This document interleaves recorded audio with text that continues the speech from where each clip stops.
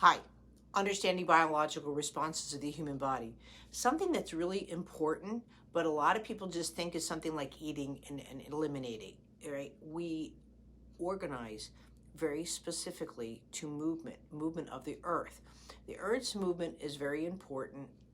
One of the things that we look at is gravity. We think that gravity pulls us to the earth. It's capable of pulling us to the earth, but it's a very, very, very weak force, right? It's a very, very weak force. As you can see, just from me lifting my hair, lifting my hands up, right? I'm not being pulled to the ground. Why? Because when I move using rotational movements, and I'm structured or organized to oppose gravity. Right, no matter what I do, right, any movements that I make, the organization of those movements is in opposition to gravity, right? I'm not, here, here, here. Now, most of the clients that come to me and work with me are succumbing to gravity, right? Gravity now is a dominant force because they have little or no rotational movements or responses to movements that include rotational movements. Then because of the lack of rotation, they succumb to gravity, right? And also when gravity becomes a dominant force within the human body, the buoyancy rate also changes. The way I collect oxygen in my cells and the way I can bounce around and do all these kind of things and do things that kids do, right? We don't think about anymore as adult human beings, right? But when we have to look at the way I move, even if I just scratch my face, I have to go all the way back to early development, right? And that's where my specialty comes in, is how a body is meant to move.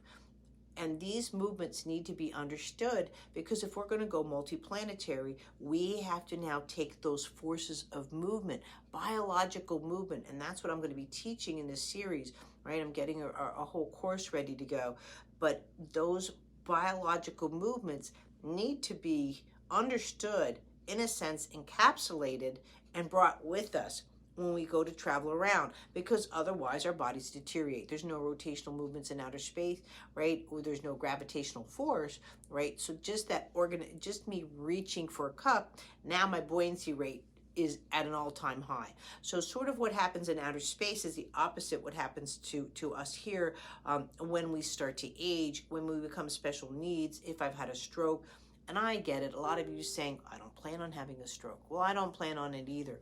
But again, it's not about the injury. It's about what happens in that common denominality within that movement, right? That's where my ahas came from. It's not about autism. It's not about CP. It's not about Parkinson's. Those are important for medical reasons, but it's how the system organizes. What changed in that organization of movement responses?